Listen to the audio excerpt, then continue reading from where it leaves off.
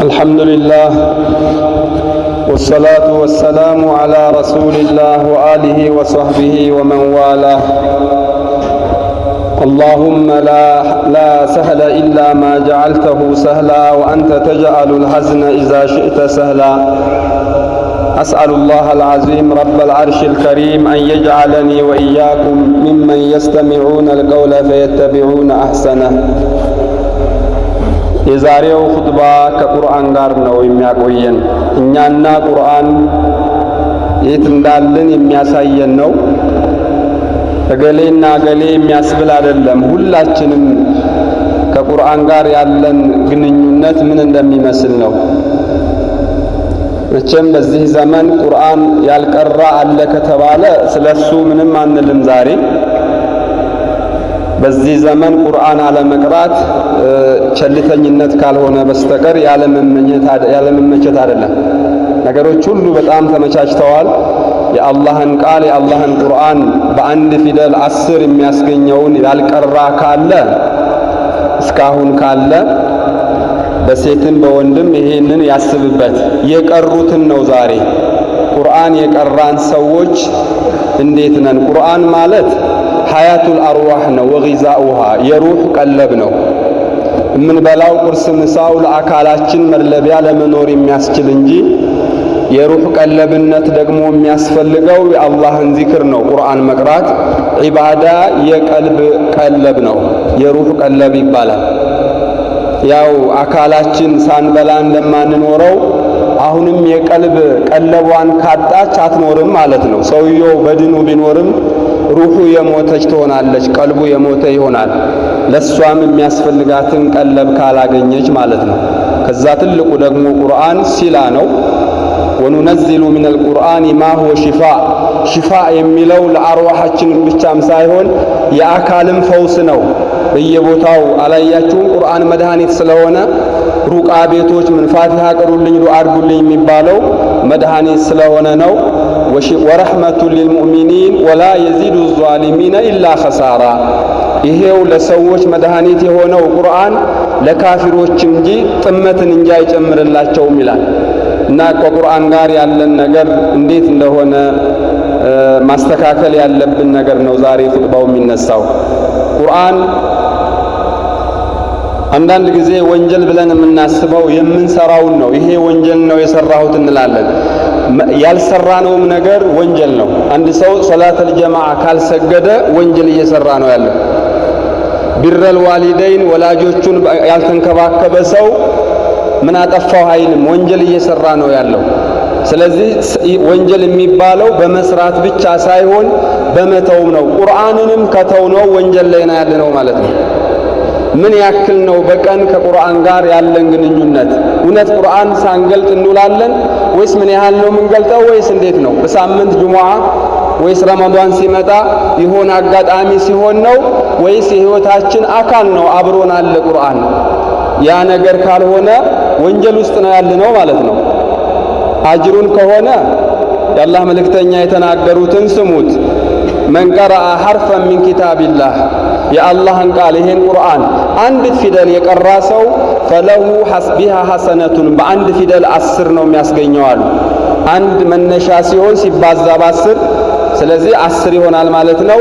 ወላ አቁሉ አሊፍ ላም ሚም ሐርፉን ያስላችሁ አሊፍ ላም ሚም አንድ ፊደል እንዳይመስላችሁ። አሊፉን ሐርፉን ወላሙን ሐርፉን ወሚሙን ሐርፉን። አሊፍ ላም ሚም ሲቀራ ሲባዛ በ10 30 ነው ማለት ነው። አንድ ገጽ ስትቀራ አንድ ጁዝ ስትቀራ ስታባዘው በ10 ያንን ነው የሚሰጠው። ብቸኛው በአንድ ፊደል 10 የሚያስገኝ ቢኖር ቁርአን ነው። በነብዩ ላይ ሰላዋት ማውረድ አላሁመ ሰሊ ዐላ ሙሐመድ ይሄን ብለህ ነው 10 የምታገኘው። አላሁመ ሰሊ ዐላ ሙሐመድ ቁርአን ቢሆን በፊደል ነው የምተነትነው። ማዕናው ሳይታወቅ ምን እያልክ እንደሆነ ሳታቅ አጅር የምታገኘው በቁርአን ነው። ዚክር ስትዘክር ሌላ ነገር ስታደርግ ምን እያልክ እንደሆነ ካልገባ አጅር አይኖረውም።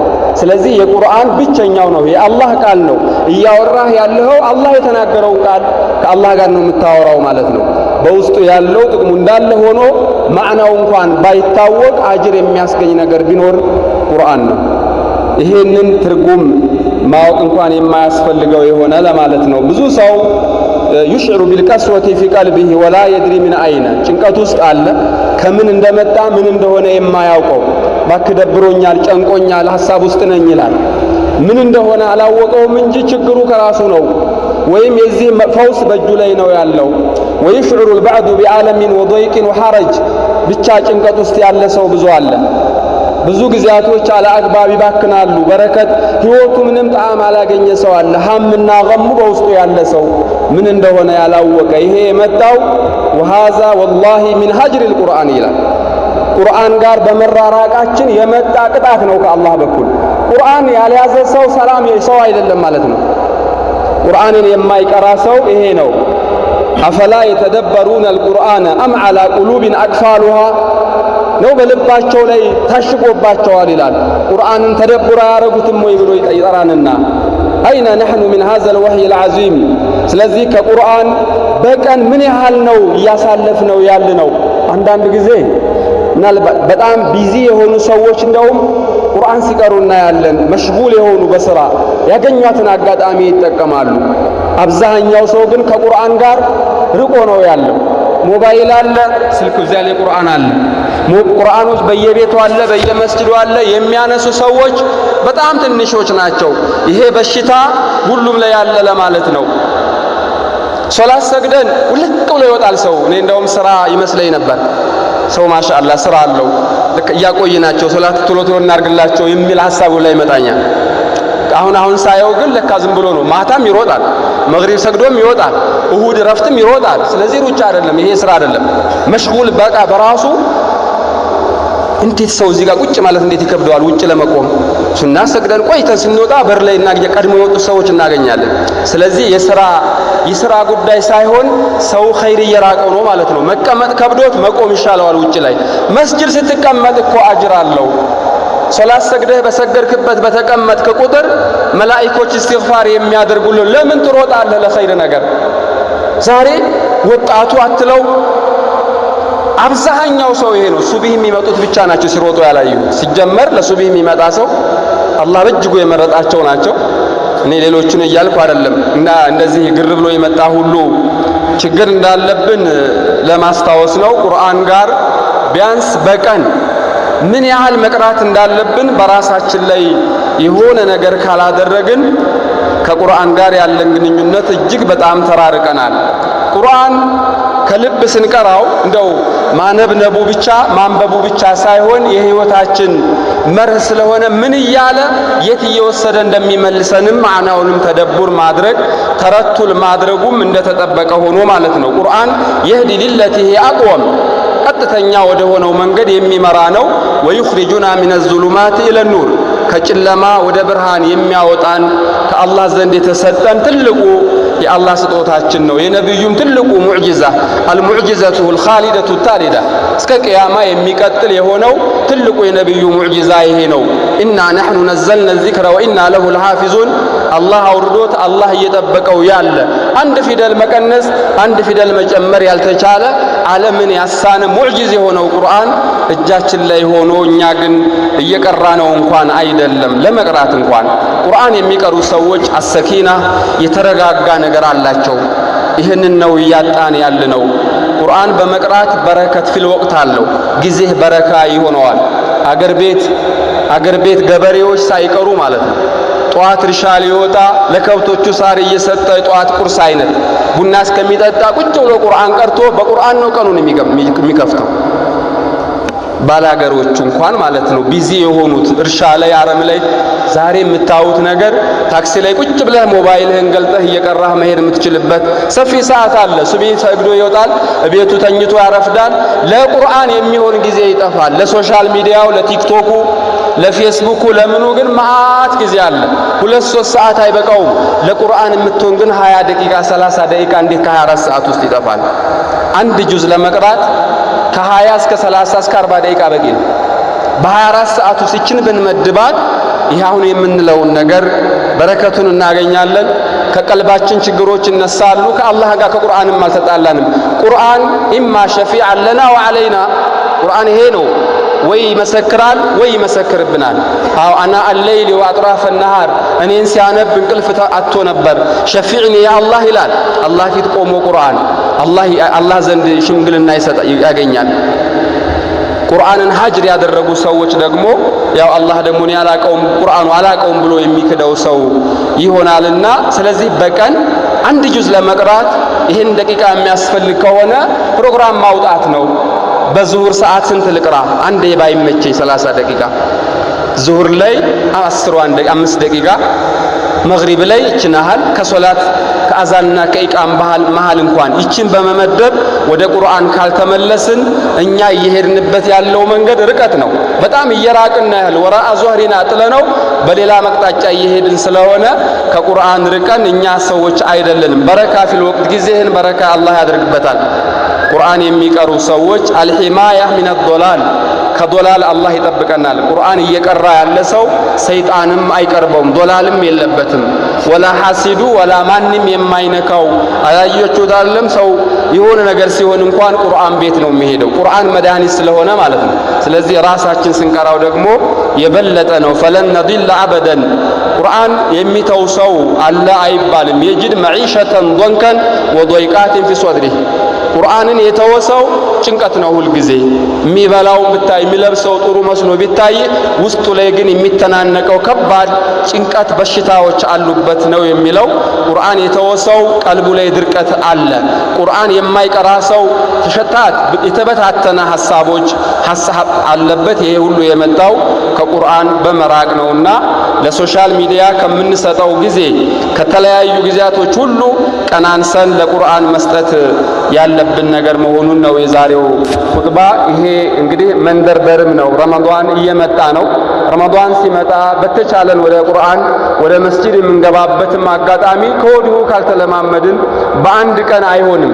ትሬዲንግ አድርገን እየተቀራረብን ወደ መስጂዱም ወደ ቁርአኑም ስናበዛው በዛው ረመዳንም ደግሞ ቆይቶ ከዛም በኋላም ህይወታችን እንዲሆን ለማድረግም እንዲያግዘን ነው። ከቁርአን የራቅንበት ጊዜ ስለሆነ ወደዚያ እንመለስ የሚል ነው የዛሬው የኹጥባው ርዕስ። በወንዶችም በኩል በሴቶችም በኩል ቁርአን ያልቀሩ ሰዎች መቅራት አለባችሁ። ማሻአላህ እናቶች ደህና በርትተው እየቀሩ ነው። ብዙ እናቶችን ቁርአን አختመው እያይን ነው። ማቸም ይደረሳል ማለት ነው። እኔ ትልቅ ሰው ሆኛለሁ፣ ሽማግሌ ሆኛለሁ፣ ከዚህ በኋላ ቁርአን ብቀራ አይገባኝም የሚባል ነገር የለም። ከቁርአን ጋር የተያያዘ ሌላም ድጋሚ የምንመለስበት ሲኖር በዛን ጊዜ የምናወራበት ይሆናል። ቁርአን ያልቀራ ሰው ለምን እየተንተባተበ አሊፍ ባ እያለ ይሙት? የአላህን ቃል እየቀራ አልገባው ብሎት እየታገለ ይሙት። ኢንሻአላህ ዩብዓሱ ቁርአን እየቀራ ይነሳል። ስለዚህ ከዚህ በላይ አርጅቻለሁ ብሎ ቁርአን አለመቅራት ምን ይባላል? ትልቅ ሰው ነኝ ከዚህ በኋላ ምን ቀረህ ታዲያ? ካረጅህ ትልቅ ሰው ከሆን ወዴት ነው ልትሄድ እየቀረብክ ያለኸው? ወደ አኺራ አይደለም ወደ አላህ እየቀረብክ። ስለዚህ እሱን ቃል ሳትይዝ ቁርአንን ሳትቀራ ወዴት ትሄዳለህ? ስለዚህ በወጣቱም በትልቁም ሰው ይሁን ቁርአን ያልቀራችሁ አላህን እየለመናችሁ እንዲያገራላችሁ አላህ ያገራላችሁ ቁርአን መቅራት። የቀራችሁ ደግሞ ቁርአን ከዛሬ ጀምሮ ጓደኛችን ይሁን። ሐቂቃ እስኪ እንደው ለራሳችን እንጠይቀው። በቀን ዛሬ ከነጋ ቁርአን ያልገለጠ ሰው ይኖራል ብላችሁስ? አለ። ትላንትም እንደዚሁ ነገም እንደዛው የሆነ ይሄ ነገር እዚህ ጋር ሊቆም ይገባዋል። እኛ ያለ ቁርአን ምንም አይደለንም። እዚህ ምድር ላይ እየኖርን ያለነው ለአኺራችን ስራ እየሰራን እንጂ ለዱንያ ብቻ አይደለም። ዝም ብለን ሮጠን ምንድነው የምናደርገው? የዱንያ ነገር ታቋታላችሁ። እዛኛው ቤት ለቅሶ፣ እዚህኛው ሰርግ፣ እዛ ጋር ያፈርሳል፣ እዛ ጋር ይገነባል። ዓለም እንዲሁ ናት። በዚህኛው በትልልታ ነው ተወልዶ፣ እዛ ቤት ሰው ሞተ ለቅሶ ነው። በለዚች ዓለም የዘላለሙን አገራችንን ማጣት ስለሌለብን የአላህ ቃል ደግሞ ያንን ነው የሚያሳየን። ወደዛ ነው የሚወስደን። ይህዲ ሊለቲ ሂየ አቅወም ወደ አኺራ መስመር የሚያሳየን ቁርአኑ ስለሆነ የአላህ ቃል ስለሆነ በፊደል አጅር የምናገኝበት ስለሆነ ብዙ ሆኖ እንድናገኘው ከቁርአን መቅረብ አለብን። ኒሳአን ወሪጃልን ሁላችሁም ወደ ቁርአን እንምጣ። ልጆቻችንንም እንደዚሁ እናለማምድ። እኛ እንተኛለን፣ እኛ ቁርአን አናነሳም፣ እኛ መስጂድ የለንም። ልጆቻችን ማንን አይተው? ዳዕዋ ከንግግር በላይ ተግባር ነው። ልጆቻችን ጥሩ እንዲሆኑልን ከፈለግን የውሸት እንኳን አባት ማሳየት አለበት። የውሸት እንኳን የምሩ እንኳን ባይሆን እሱ የሚሰራውን ነገር ያያሉ። አንተ እየዋሸህ ያንተ ልጅ ባሰ ውሸታም መሆኑ ነው። አንተ መጥፎ ተግባር እየሰራህ እያታለልክ ያንተ ልጅ ይብሳል እንጂ አይሻልም። ስለዚህ በተቻለን ያህል ብንሳሳት እንኳን በልጆች ፊት ላለመሳሳት፣ ጥሩ ነገር ለመስራት በልጆች ፊት ማድረግ መቻል አለብን። ስለዚህ ከቁርአን ጋር የኛ መራቅ የሚመጣው ትውልድ ደግሞ እየባሰ እየራቀ ነው የሚመጣብን። ተቸግረናል። ልጆች አሁን መድረሳ አለ። በየመስጂዱ ስትሄዱ በኩንታል ተከምሮ ቦታ አልሰጡትም። አባት ቁርአን ተቀዷል። አንድ ቃይዳ ለመጨረስ 5-6 ቃይዳ ቀዶ ይጨርሳል ልጁ። ኢህትራም የለም። ቁርአን ተቀዶ ተከምሮ በማዳበሪያ ምናረግበት እየጠፋ። ስለዚህ አባትም ከቤት ጉድ የለውም። ተቀዶብኛል ስንት ብር ነው በቃ በገዛ ቁጥር ልዩ የቀራ ይመስለዋል። የታረከው የለም። ስለዚህ የቁርአኑን ካለ መቅራትም አልፎ የምንሰጠው ቦታ በጣም እየቀነሰብን መጥቷልና ይሄ ደግሞ አደጋ ነው። ኢንሻአላህ አላህ ያግራልን። መጪውም ረመዳን ስለሆነ የሸህሩል ቁርአን ነው። ወደዛ ለመንደርደር ከወዲሁ ከቁርአን እንግባባ የሚል ነው የዛሬው የኹጥባው ርዕሱ። ከዛሬ ጀምረን ቁርአን መደበኛ የቀን ፕሮግራም ሊኖረን ይገባል። የፈለገ ነገር ይምጣ አይቀርም የሚል ሳምንታዊ እሁድ እኮ አይ ኳስ አለብኝ ሩጫ አለብኝ የሚል ሰው አለ። ፕሮግራሙ ነው አይሰርዘውም። ለቁርአን ግን የዚህን ሐላለም በሳምንት ዛሬ ረፍቴ ነውና ይሄን ያህል መቅራት አለብኝ ብሎ ምንም ነገር ይምጣ ብሎ የማይተው ሰው አለ? ይኖራሉ፣ አይኖርም ባልልም፣ ግን ብዙ አይደሉም። ስፖርቱ ግን አይቀርም፣ ሩጫው አይቀርም፣ ኳሱ ግን አይቀርም። እሁድ ነው። አንድ ያለችኝ ይችናል ዘመድ ጥየቃ ፕሮግራም አለኝ፣ ፕሮግራሙን አይሰርዝም። ለቁርአን ግን እንደዚህ አይነት ፕሮግራም አለን ወይ? ካለን ሰየው፣ ከሌለን ግን መኖር አለበት። የውምየን ነው ይሄ። በቀን 30 ደቂቃ ብዙ አይደለም። ይችን ደግሞ በቀን መከፋፈል ነው በየሰዓቱ። ለዙሁር ስትቀመጥ ለአስር ስትቀመጥ በማድረግ ይሄንን ማግራት። ለምን ከበደን? እንዴት አይከብድም? ኸይር አይደል? ቁጭ ማለት ከከበደን መስጂድ ላይ ቁጭ ብለን ቁርአን መቅራት አይከብድም? ታዲያ ይከብዳል። ለተወሰነ ጊዜ እስክንለማመደው ያለውን አጅር ስናስበው ያ ነገር እንዲቀለን ይህን ራሳችንን ካላለማመድ ነው ዝም ብሎ መስመር ይዞልን አይመጣም። የአኺራ ጉዳይ ጀነት መሕፉፍ ቢልመካሪህ ናት። ጀሃነም ነው መሕፉፍ ቢሸሃዋት የሆነች። እኛ የምንፈልገውን ነገር ማድረግ የምንፈልግ ከሆነ ደስ ያለን የምናረግ ከሆነ ጉዟችን ጥሩ አይደለም፣ መስመሩ ልክ አይደለም። የጀሃነም መንገድ ነው። እንደዛ አይነት አይናችን የሚያምረውን ማረግ ሆዳችን የሚፈልገውን የምናስተናግደው ከሆነ ይሄ መሕፉፍ ቢሸሃዋት የተባለው የጀሃነም እንጂ የጀነት አይደለም። ቁርአን መቅራት፣ መስጂድ መቀመጥ፣ ዒባዳ ላይ ሶደቃ ላይ የሚከብድ እጅ የያዘው ወዶ አይደለም። ጉዞ ወደ ጀነት ስለሆነ ያ ነው የከበደን። እኛ ደግሞ የምንለፋው የምንደክመው ለአኺራችን እስከሆነ ድረስ በዚህ ነገር ላይ ትኩራችን እናድርግ። ጀዐለኒ አላሁ ወኢያኩም ሚነ ለዚነ የስተሚዑነ አልቀውለ ፈየተቢዑነ አሕሰነ። ዒባደላህ ሶሉ ወሰሊሙ ዐላ መን ኡሚርቱም ቢሶላቲ ዐለይሂ ኢነላሀ ወመላኢከተሁ ይሰሉነ ዐለን ነቢይ ያ አዩሀ ለዚነ አመኑ ሶሉ ዐለይሂ ወሰሊሙ ተስሊማ።